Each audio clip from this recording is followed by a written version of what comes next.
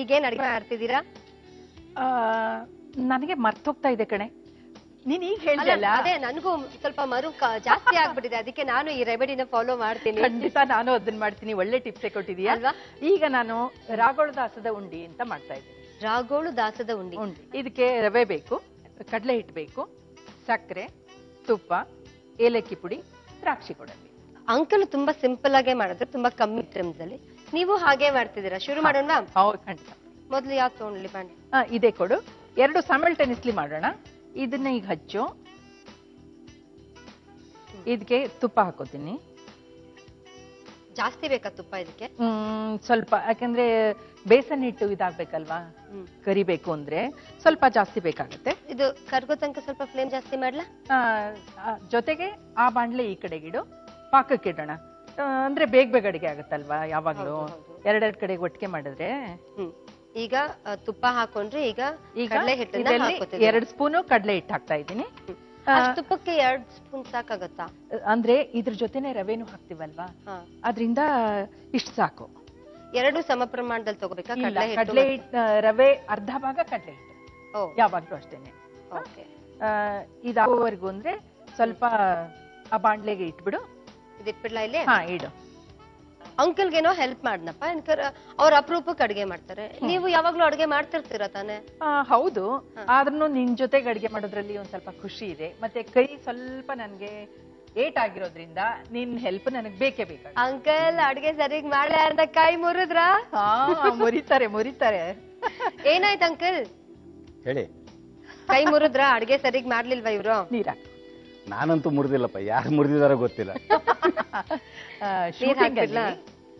ಎಷ್ಟ್ ನೀರ್ ಹಾಕ್ಬಿಡ್ಲಿ? ಹಾಕೊಂಡ್ ಇನ್ನು ಸ್ವಲ್ಪ ಸಾಕು ಸಾಕು ಸಾಕು ಸಾಕು. ಅದಕ್ಕೆ ಸಕ್ಕರೆ ಹಾಕೋಣ, ಅದು ಕರೆಕ್ಟ್ ಆಗಿರ್ಲಿ.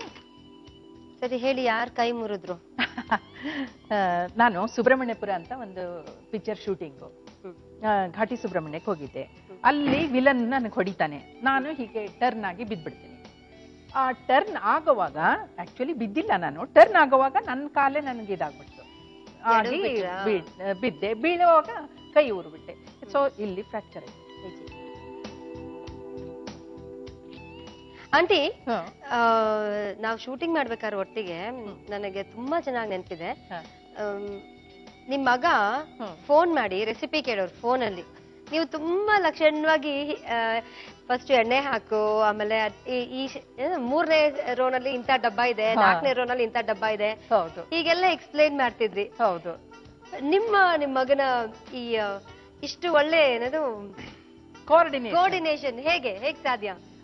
ಹೇಗೆ ಅಂದ್ರೆ, ಅವನ್ಗೆ ಯಾವತ್ತೂ ಕಿಚನಿಗೆ ಬಂದಿರಲ್ಲ. ಅವನು ಯಾವತ್ತೋ ಒಂದ್ ದಿವ್ಸ ಬರ್ತಾನೆ.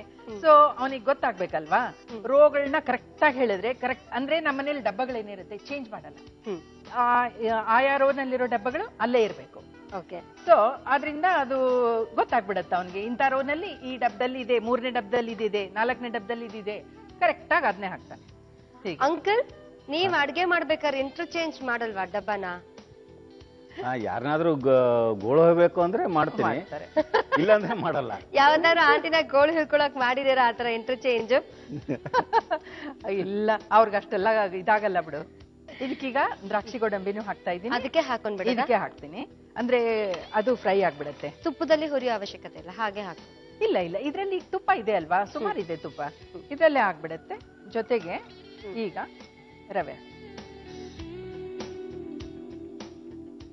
1.5 ಕಪ್ಪು ಕಡಲೆ ಹಿಟ್ಟು ಹಾಕಿದ್ದೀನಿ, 1.5 ಸ್ಪೂನು. ಅದಕ್ಕೆ ಡಬಲ್ ಅಂದ್ರೆ 3 ಸ್ಪೂನು ಇದನ್ನ ಹಾಕಿದ್ದೀನಿ. ಈಗ ಯಾವ ರವೆ ತಗೊಂಡಿದ್ರ? ಮೀಡಿಯಂ ರವೆನಾ? ಮೀಡಿಯಂ ರವೆ, ಹೌದು.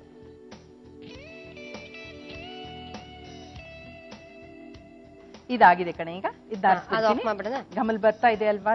ಬರ್ತಾ ಇದೆ. ಇದೊಂದು ಆಗ್ಬೇಕಲ್ವಾ? ಸ್ವಲ್ಪ ಅದಾಗ್ಬೇಕು. ಬರ್ತಾ ಇದೆ.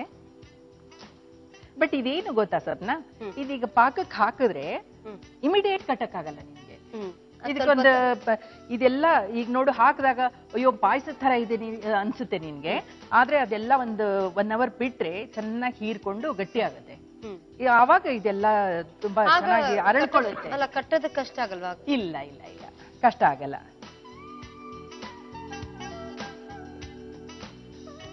ಅದ್ ಗಟ್ಟಿಯಾಗಿ ತೊಟ್ಟು ಬೀಳ್ಬೇಕಲ್ಲ? ಹಾ, ಈಗ ಹೀಗೆ ಇದ್ ಮಾಡ್ತೀವಲ್ಲ ನಾವು. ಹಾ, ಬರ್ತಾ ಇದೆ ನೋಡಲ್ಲಿ, ಎಳೆ ಎಳೆ ಕಾಣುತ್ತೆ ತಾನೆ ನಿಮ್ಗೆ? ಹಾ, ಇದೀಗ ಆಗಿದೆ ಅಂತ ಅರ್ಥ. ಇದೀಗ ಆಫ್ ಮಾಡಿ. ಆಫ್ ಮಾಡ್ಬಿಡ್ಲಾ? ಆಫ್ ಮಾಡಿ.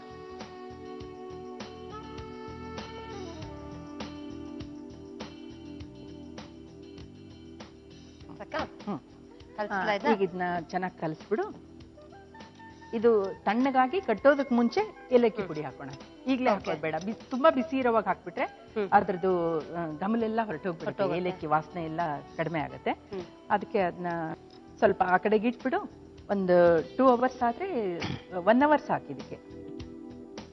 ಅದು ಎಷ್ಟು ನೀರಾಗಿತ್ತಲ್ವಾ ಅವಾಗ, ಈಗ ನೋಡಿ ಎಷ್ಟು ಚೆನ್ನಾಗಿ ಉಂಡೆ ಕಟ್ಟೋಕ್ ಬರ್ತಾ ಇದೆ ಇದು ಅಲ್ವಾ?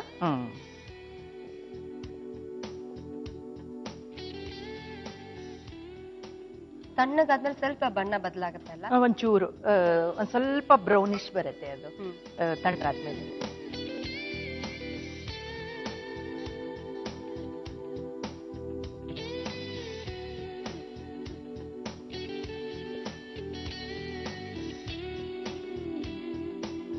ಸಪ್ನಾ, ರುಚಿ ರುಚಿಯಾದ ರಾಗೋಳ ದಾಸದ ಉಂಡಿ ರೆಡಿ. ತಿಂದು ನೋಡು ಹೇಗಿದೆ ಅಂತ ಹೇಳು. ಓಕೆ, ರುಚಿಕರವಾದ ರಾಗೋಳು ದಾಸ ಉಂಡಿ ಸಿದ್ಧವಾಯ್ತು. ರಾಗೋಡ್ ದಾಸಾದ ಉಂಡಿ ಬೇಕಾಗುವ ಸಾಮಗ್ರಿಗಳು: ರವೆ, ಕಡಲೆ ಹಿಟ್ಟು, ಸಕ್ಕರೆ, ತುಪ್ಪ, ಏಲಕ್ಕಿ ಪುಡಿ ಮತ್ತು ದ್ರಾಕ್ಷಿ ಗೋಡಂಬಿ.